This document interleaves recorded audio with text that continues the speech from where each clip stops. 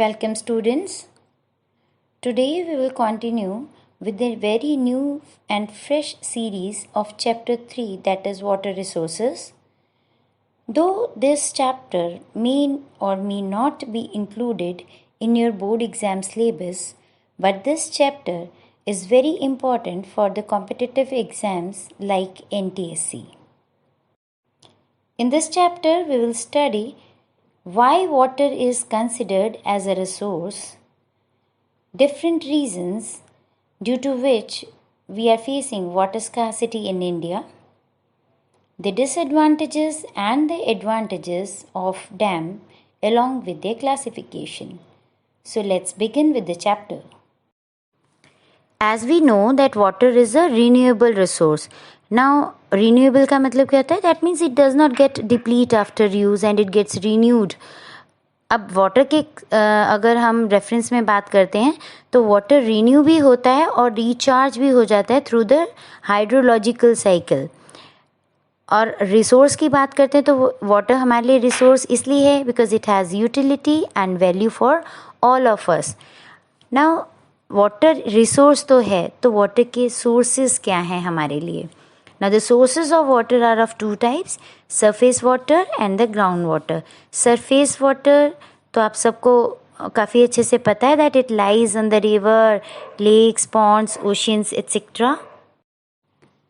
The second type of water is the ground water. Ground water वो पानी है जो कि जैसे रेन वाटर है या अदर वाटर बॉडीज़ का जो पानी है जो अर्थ सरफेस के अंदर पाया जाता है. और ये पानी अर्थ के अंदर परमिएबल रॉक्स के पोर्स के थ्रू और क्रैक्स के थ्रू ये फर्दर अर्थ के अंदर सीप होता है और इस प्रोसेस को कहते हैं इनफिल्ट्रेशन प्रोसेस. और ये इनफिल्ट्रेटेड वाटर जो है एक जगह आती है जहाँ पर इम्परमिएबल रॉक्स आ जाते हैं, यानी कि फर्दर पानी सीप डाउन नहीं हो पाता. जहाँ पर ऐसी रॉक्स आती हैं तो वहाँ पर क्या होता है, ये पानी आके इकट्ठा होना शुरू हो जाता है. तो ये जो स्ट्रक्चर है जहाँ पे जिन रॉक्स के ऊपर पानी इकट्ठा हो रहा है इसको कहते हैं एक्वाफर्स. और यहाँ से हम लोग पानी ड्रॉ करते हैं through the borewells and other machineries. Now I have shown the image of water cycle, and this water cycle describes how water evaporates from the earth's surface, rises into the atmosphere, cools and condenses into the air, into the rain or snow in a cloud, and falls again to the surface as precipitation. So this image clearly shows that water gets renewed and recharged through this hydrological cycle only. Now let's see the percentage of water present in different water sources. Out of total water present on Earth's surface, 97.5% of water is available in oceans as ocean water and 2.5% of water is available as a fresh water. And out of this much of fresh water, 79% water is in the form of glaciers, 20% water is present as a groundwater, and remaining 1% of water is present in lakes, rivers, soil, in living organisms, and in the form of water vapors.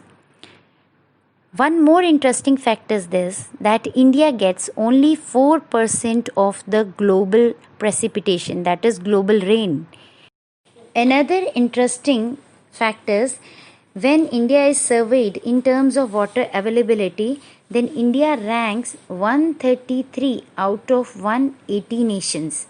And when surveyed in terms of water quality, it ranks 120th out of 122 nations. Now students see, we have very less water availability as well as very poor water quality. Now India is trying to improve its ranking by using several water management methods and water harvesting techniques. As we know that 1/4 of the earth's surface is land, that is equal to 30% of the total earth's surface, and 3/4 earth's surface is covered with water, which is equal to 70% of the total earth's surface. अब अगर हमारी earth surface पे 70% water है और just 30% land है, तो ये estimate क्यों लगाया जा रहा है कि by 2025 there will be a global water scarcity and 2 billion peoples will be without water? What is the reason behind this? Let's understand. अब अगर हम सोचें कि वाटर स्कैसिटी किस वजह से हो रही है, तो कुछ लोगों के दिमाग में तो ओवर पॉपुलेशन आएगा, कुछ के दिमाग में ये स्ट्राइक होगा कि हाँ, लो रेनफॉल भी है काफ़ी रीजन्स में इस वजह से। तो नो डाउट ये दोनों रीजन्स बिल्कुल ठीक हैं, बट क्या ये पॉसिबल है कि जिन रीजन्स में रेनफॉल अच्छा है वहाँ वाटर की स्कैसिटी नहीं है? Let's have a look to one of the example. Meghalaya region को देखते हैं हम, नॉर्थ ईस्टर्न स्टेट्स में। तो जो मेघालय है वहाँ पर मौसेरम और चेरापूंजी 2 जगहें हैं जहाँ पर बहुत ज़्यादा बरसात होती है, वो हाईएस्ट रेनफॉल वाले रीजन है। इसी में मौसेरम से थोड़ा आगे चलकर 65 नियर अबाउट 65 किलोमीटर्स शिलोंग आता है। शिलोंग रीजन में हमेशा एक्यूट शॉर्टेज ऑफ वाटर पाई जाती है। ऐसा क्यों है? What was the reason behind this? तो ऐसे रीजन्स में वाटर स्कैसिटी की जो प्रॉब्लम है उसको हम 2 डिफरेंट एस्पेक्ट्स में कवर करते हैं, उसको स्टडी करते हैं, और ये 2 डिफरेंट एस्पेक्ट्स हैं। First is the quantitative aspect. इसमें वो सभी फैक्टर्स हम इंक्लूड करते हैं जो कि शॉर्टेज ऑफ वाटर क्रिएट करते हैं। The second one is qualitative aspect. इसमें हम वो सारे फैक्टर्स को इंक्लूड कर देते हैं जो कि वाटर की क्वांटिटी को क्वालिटी को डिग्रेड करते हैं या क्वालिटी को डिटोरिएट करते हैं। क्वांटिटेटिव एस्पेक्ट्स में जो हम फैक्टर्स इंक्लूड करते हैं उनमें सबसे पहला आता है ओवर एक्सप्लॉयटेशन या वेस्टेज ऑफ वाटर। अब इसके कुछ एग्जांपल्स देख लेते हैं। जैसे हमें कार वॉश करनी हो या हम बर्तन धोते हैं या हम नहाने जाते हैं, तो हम लोग क्या करते हैं, मोटर ऑन करते हैं, कार को हम पाइप से अंधाधुंध धोते हैं। बर्तन धोने समय जब हम साबुन लगा रहे होते हैं, बर्तनों को मांजते हैं, उस समय भी हम लोग क्या करते हैं, नल खुला छोड़ देते हैं और लास्ट बर्तन तक हम बेहिसाब पानी बहा देते हैं। और ऐसे ही शावर से हम नहाते हैं तो हमें अंदाज़ा ही नहीं रहता कि हमने 2 बकेट की जगह कितने 10 बकेट 20 बकेट कितना पानी बहा दिया, इसका कोई हिसाब नहीं है। So in this way we are wasting the water. Second factor is excessive use of water in case of increased industrialization and urbanization. Actually यहाँ पर क्या है, वाटर जो है एक रॉ मटेरियल की तरह यूज़ होता है, तो इसमें हम लोग कुछ फ्रेश वाटर की जगह यूज्ड वाटर को भी यूज़ कर सकते हैं, बट हम वो करते नहीं हैं। जो पानी हमारे पीने लायक होता है हम उसी को इसमें यूज़ कर लेते हैं। तो again here is a wastage of water. Then third factor आता है use of underground water pumping devices to extract the ground water. तो इसमें क्या है कि जैसे रीजन्स हैं अपने पंजाब, हरियाणा, नॉर्दर्न राजस्थान, ये इन रीजन्स में वाटर पंपिंग डिवाइसेस से हमने इतना ज़्यादा नीचे से अंडरग्राउंड वाटर एक्सट्रैक्ट कर लिया है कि अब ये रीजन्स जो हैं वो ग्रे जोन में आ चुके हैं। ग्रे जोन का मतलब है यहाँ पे खतरे का अलार्म बज चुका है कि यहाँ पे ऑलरेडी वाटर टेबल रिड्यूस हो चुका है, अपने नेचुरल लेवल से गिर चुका है। तो अब हमें अलर्ट हो जाना चाहिए, वेस्टेज ऑफ वाटर रोक देनी चाहिए। Next factor is the large population. अब जैसे जैसे पॉपुलेशन बढ़ेगी फूड की डिमांड भी इंक्रीज़ हो जाएगी, और फूड की डिमांड के इंक्रीज़ होने के साथ साथ एग्रीकल्चर भी इंक्रीज़ होगा, तो उसमें वाटर का यूज़ ज़्यादा होगा। डोमेस्टिक पर्पज़ के लिए भी पानी का यूज़ ज़्यादा से ज़्यादा बढ़ जाएगा। Then comes the excessive irrigation method. Excessive irrigation क्या है कि आजकल जो फार्मर्स हैं वो कमर्शियल क्रॉपिंग को ज़्यादा प्रेफर कर रहे हैं, वाटर इंटेंसिव क्रॉप्स को ज़्यादा प्रेफर कर रहे हैं। तो इन क्रॉप्स के लिए वो लोग कैसे सीड्स यूज़ कर रहे हैं, HYV सीड्स। इसमें क्या है, इरिगेशन की बहुत ज़्यादा ज़रूरत पड़ती है। अब एक्सेसिव इरिगेशन से हम लोग जो फार्मर्स हैं वो ना केवल वाटर की वेस्टेज कर रहे हैं बल्कि सॉइल की फर्टिलिटी को भी ख़त्म करते चले जा रहे हैं, क्योंकि एक्सेसिव इरिगेशन से क्या होता है, सॉइल में सैलिनिटी इंक्रीज़ होती है, as a result of which fertility ख़त्म हो जाती है सॉइल की। Then unequal access to water among different social groups. So these are the factors which we can consider under quantitative aspects. Now let's move to the qualitative aspect.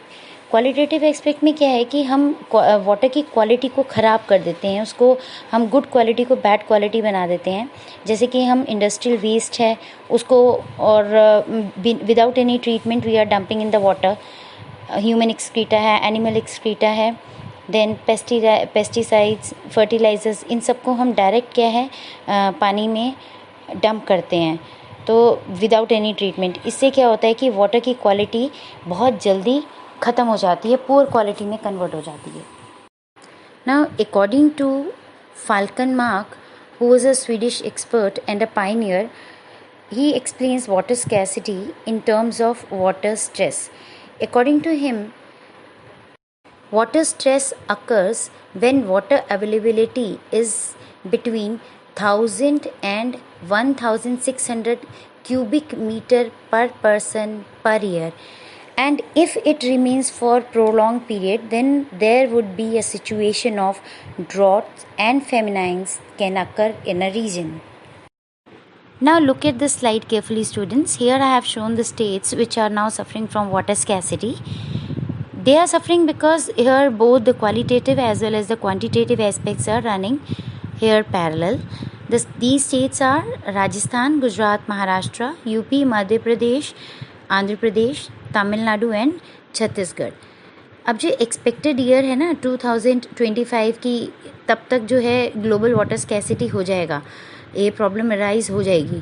तो उसमें ये भी estimated है कि about 2 billion peoples will be without water.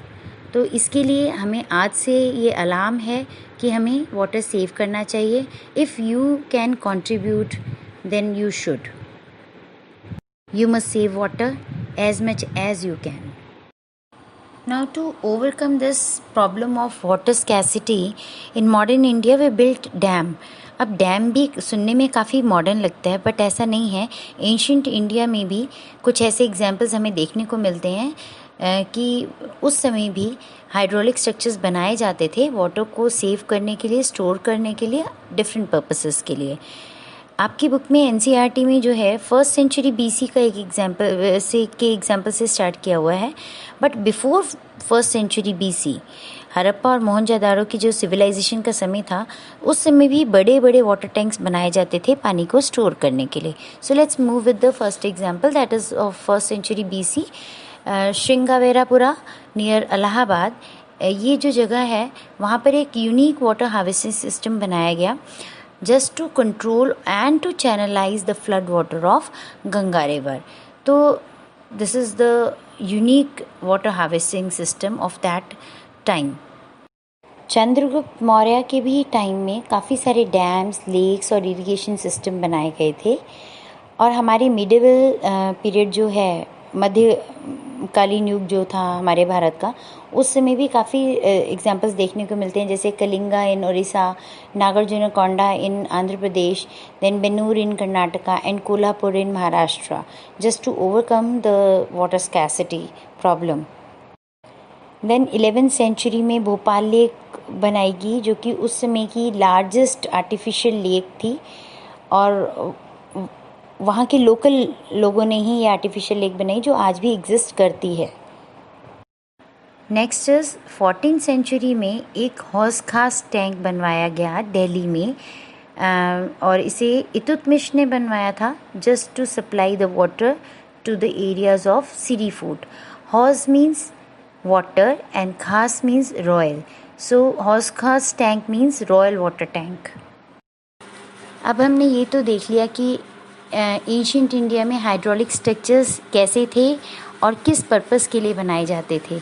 अब question यहाँ ये arise हो रहा है कि अगर एंशिएंट टाइम पे भी डैम्स, लेक्स, कैनाल्स बनाए जाते थे और वाटर स्टोर किया जाता था, तो अब हम मॉडर्न इंडिया में इसी वाटर को किस बेहतर तरीके से कंजर्व कर रहे हैं या मैनेज कर रहे हैं, क्योंकि अब हमारे पास पहले से ज़्यादा सोफिस्टिकेटेड टेक्नोलॉजी है जिससे हम बहुत बढ़िया क्वालिटी की डैम्स बना सकते हैं। तो क्या ये सही है? तो इसका आंसर तो यही रहेगा कि हाँ, ये बिल्कुल सही है, क्योंकि हम मॉडर्न इंडिया में क्या कर रहे हैं, डैम्स तो बना रहे हैं, पर ये डैम मल्टीपर्पस प्रोजेक्ट्स हैं, और These projects are also associated with integrated water resource management approach. Jawaharlal Nehru ने एक बार ये कहा था कि जो ये डैम्स हैं ये मॉडर्न इंडिया के टेम्पल्स हैं। वो क्यों कहा था? वो इसलिए कहा था क्योंकि ये जो डैम्स हैं इससे दो बेनिफिट होते हैं। विलेज एरिया भी डेवलप होता है और हमारा अर्बन इकोनॉमी भी ग्रो करती है। विलेज एरिया कैसे डेवलप होता है? क्योंकि ये डैम से जो पानी मिलता है उससे हमारा एग्रीकल्चर इम्प्रूव होता है, as a result of which village economy gets improved.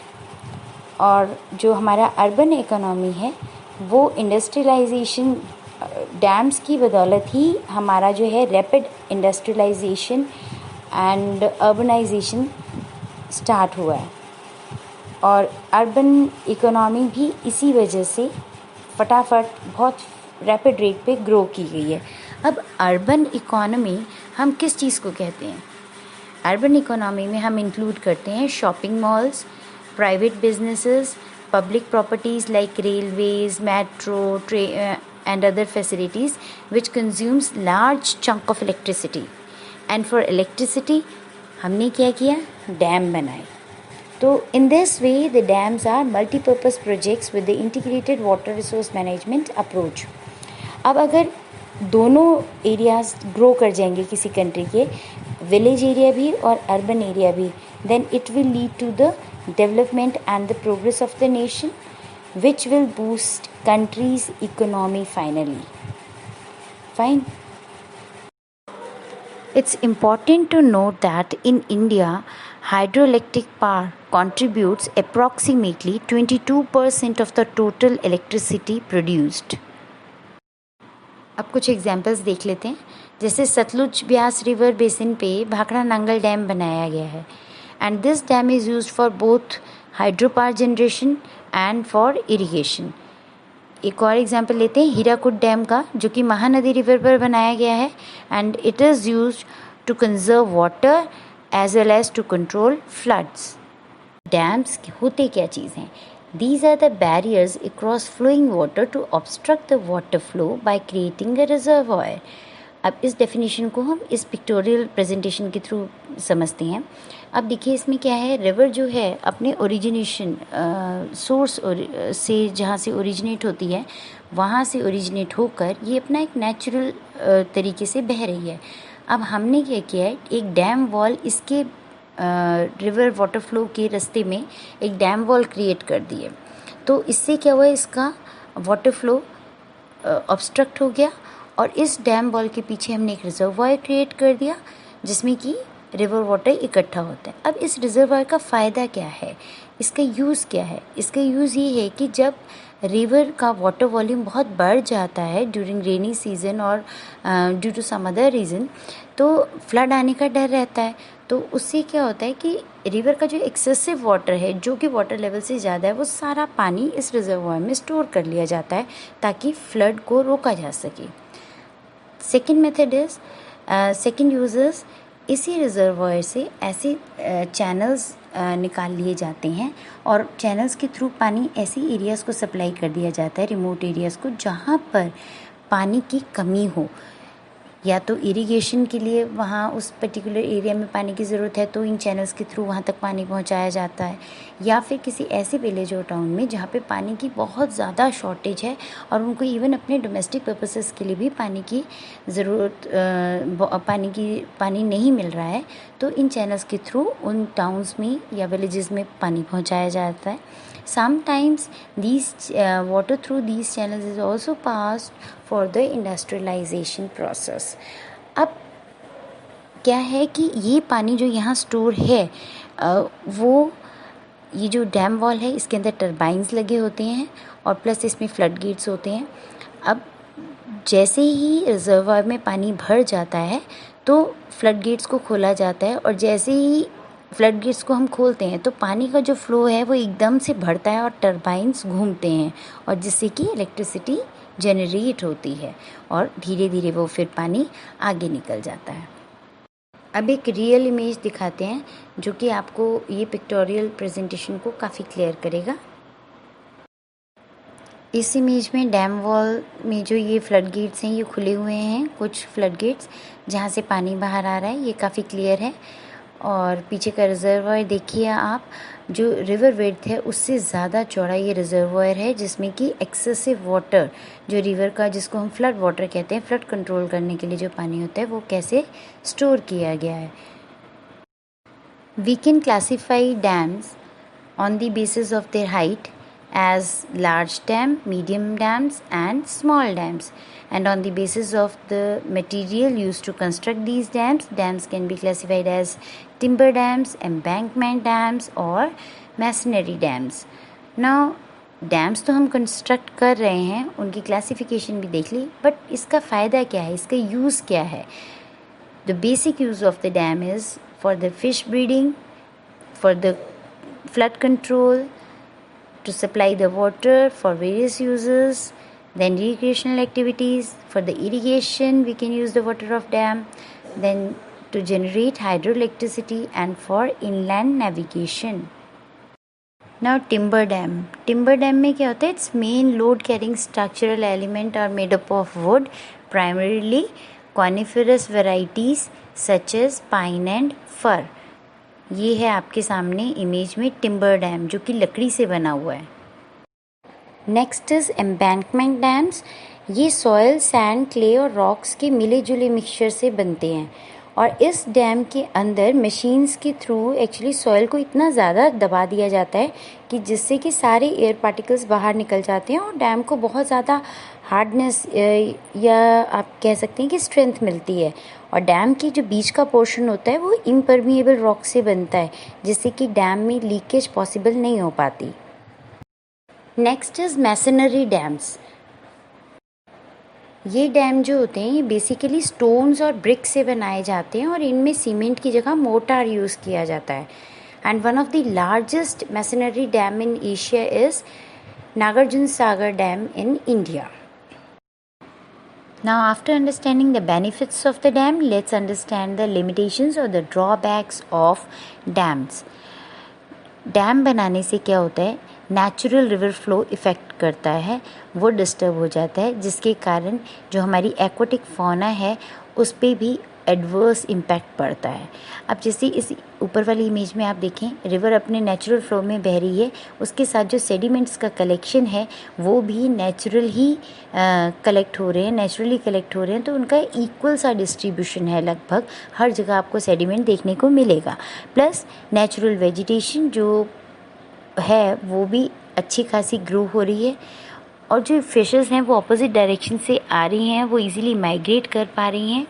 आपको ये बेसिकली पता ही होगा कि जो एक्वाटिक फौना है वो माइग्रेट कब करता है, they migrate at the time of spawning, यानी कि रिप्रोडक्शन के टाइम पे माइग्रेट करते हैं, तो ये इनका माइग्रेशन इजीली हो पा रहा है। अब जो नीचे वाली इमेज है आप उसमें देखिए, हमने ये डैम वॉल क्रिएट कर दी, डैम वॉल के पीछे हमने रिजर्वायर बनाया हुआ है। अब जो रिवर का जो नेचुरल फ्लो है उससे के साथ जो नेचुरली सेडिमेंट हर जगह इक्वली लगभग डिस्ट्रीब्यूट होते हैं, उनका जो कलेक्शन है वो नेचुरल वे से होना चाहिए था, वो नहीं हो रहा है। वो सारे सेडिमेंट्स डैम वॉल के पीछे कलेक्ट हो गए हैं, जिसके कारण जो रिजर्वायर का जो नीचे का बेड है उसमें सेडिमेंट्स का वॉल्यूम ज़्यादा हो गया है, उसका परसेंटेज ज़्यादा हो गया है, हाइट ज़्यादा हो गई है, और वाटर जो जितना उसमें स्टोर होना था उसका वॉल्यूम कम हो गया है और जो एक्सेसिव वाटर है वो रिजर्वायर से बाहर फ्लो कर रहा है।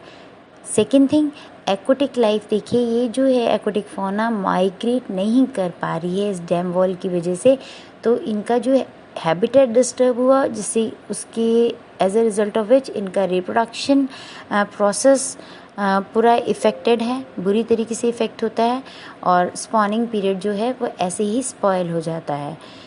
अब एक नेचुरल वेजिटेशन जो ऊपर अच्छे से ग्रो कर रही है, रिजर्वायर बनाने की वजह से काफ़ी सारी क्योंकि रिजर्वायर काफ़ी बड़े एरिया में बनता है, वहाँ क्या होता है, नेचुरल वेजिटेशन जो डंप हो जाती है वो सड़ने लगती है।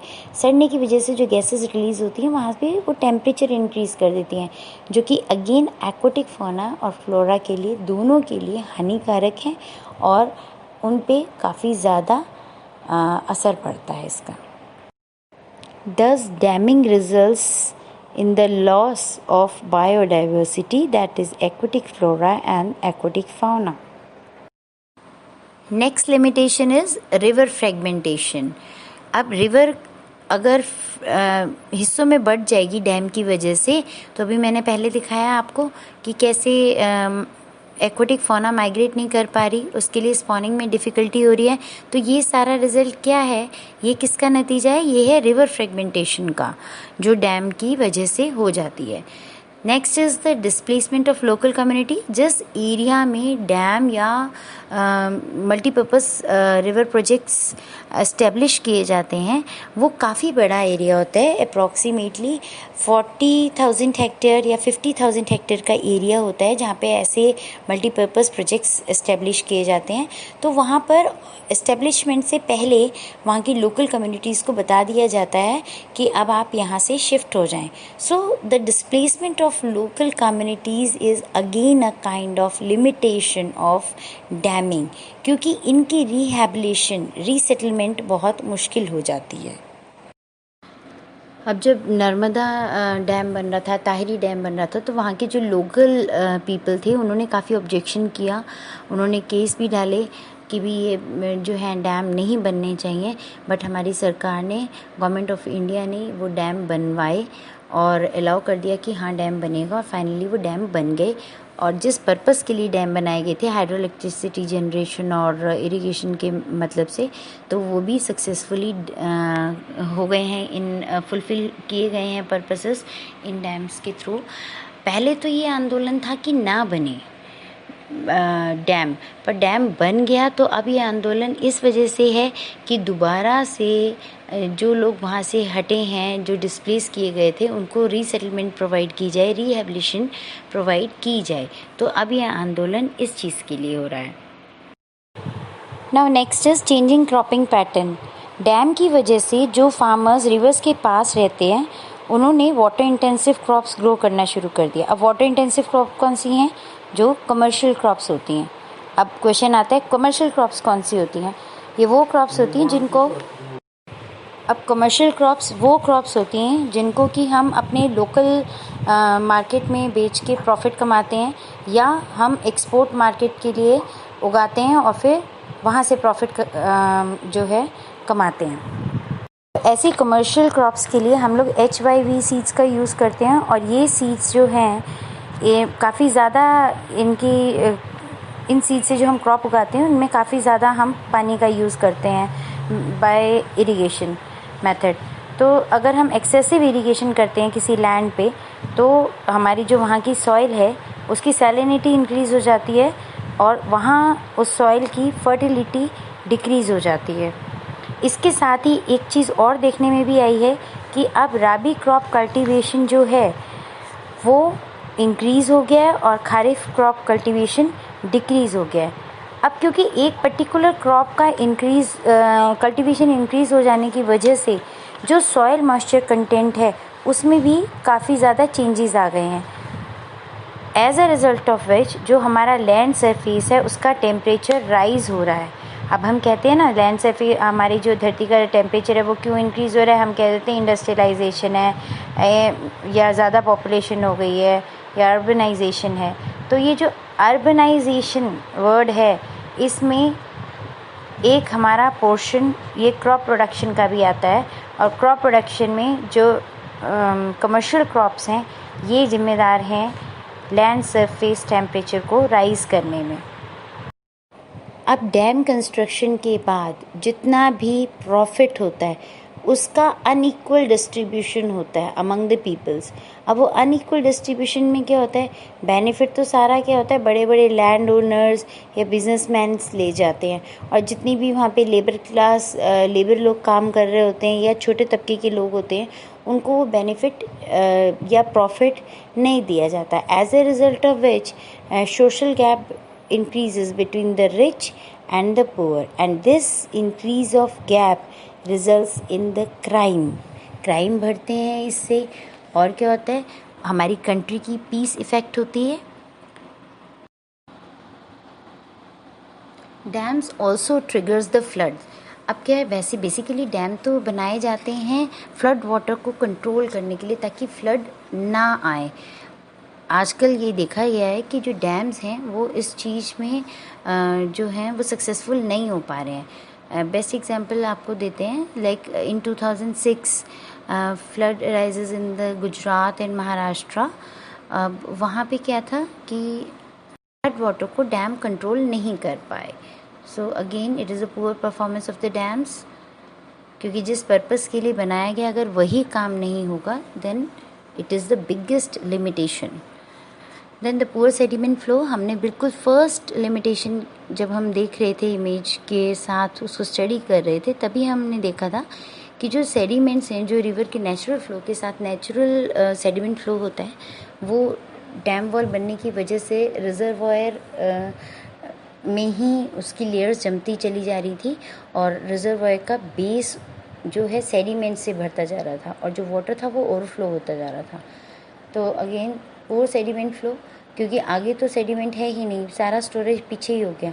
तो सेडिमेंट्स में क्या है, सैंड सिल्ट, क्ले, जो सैंड सिल्ट और क्ले और बाकी अदर मटेरियल रहता है जो रिवर अपने साथ बहा कर लेकर आती है, वो फर्दर आगे नहीं पहुंच पा रहा डैम वॉल की वजह से और रिजर्वायर की वजह से। As a result of which ये रिवर का पानी जो डैम फ्लड गेट से निकल कर डैम से बाहर आगे जाएगा तो वो बिना सेडिमेंट्स के जाता है। As a result of which जो रिवर्स का जो बेड है वो रॉकी बेड बन जाता है और फर्दर जिस एरिया में ये रिवर का पानी जाता है वहाँ पर लोगों को, फार्मर्स को ज़्यादा फर्टिलाइजर्स यूज़ करने पड़ते हैं, क्योंकि नेचुरल फर्टिलिटी तो सॉइल में आ ही नहीं रही because lack of the sediments. तो वो आर्टिफिशियली जो है उसकी फर्टिलिटी को इंक्रीज़ करते हैं, again which creates an adverse impact on soil. Dams also results in the interstate dispute like Kaveri water dispute, Indus water dispute, क्योंकि जब दो स्टेट्स के बॉर्डर पे जब डैम होता है तो लोग आपस में ही लड़ पड़ते हैं दोनों स्टेट्स के कि जहाँ से रिवर फ्लो होकर आ रही है वहाँ के लोगों ने ज़्यादा पानी यूज़ कर लिया और ऐसे ही वो फिर प्रूफ देते रहते हैं कि नहीं, हमने ज़्यादा पानी नहीं यूज़ किया है, ज़्यादा पानी तो हमने नेक्स्ट स्टेट को ही प्रोवाइड किया है। तो इस तरीके से इंटर डिस्प्यूट का कारण भी डैम्स ही हैं। ट्रिगर अर्थक्वेक्स, डैम्स जो हैं अर्थक्वेक को इंड्यूस करने में काफ़ी ज़्यादा मतलब दम रखते हैं, क्योंकि डैम जो है it is a huge infrastructure and this huge infrastructure leads to seismic imbalance. As a result of this seismic imbalance earthquakes are induced. अब अर्थक्वेक कैसे इंड्यूस हो रहा है, सेस्मिक इम्बैलेंस कैसे हो रहा है? एक्चुअली जो क्रैक्स होते हैं चाहे आपके रिजर्वायर में हो, जो पानी जो रिजर्वायर में भरा स्टोर किया जाता है ना, उसकी वजह से क्या होता है, क्रैक्स या फिशेस जो होते हैं, माइक्रो क्रैक्स और फिशेस, उसमें क्या होता है, पानी भर जाता है और वो एक्स्ट्रा प्रेशर क्रिएट करते हैं, जिसके कारण कि नियर द रिजर्वायर या अंडर द रिजर्वायर ये प्रेशर क्रिएट होता है और अर्थक्वेक महसूस होते हैं। So these are the limitations of damming. Student, this is all about today's class, but still if you have any doubt, any query, then you can call me any day, anytime. Calling is allowed for Genesis students only, and for the other students, if you have query or doubt, please mention in the comment section. I'll clarify your doubt, clarify your queries there only. So till next class, keep learning, keep revising, stay home, stay safe.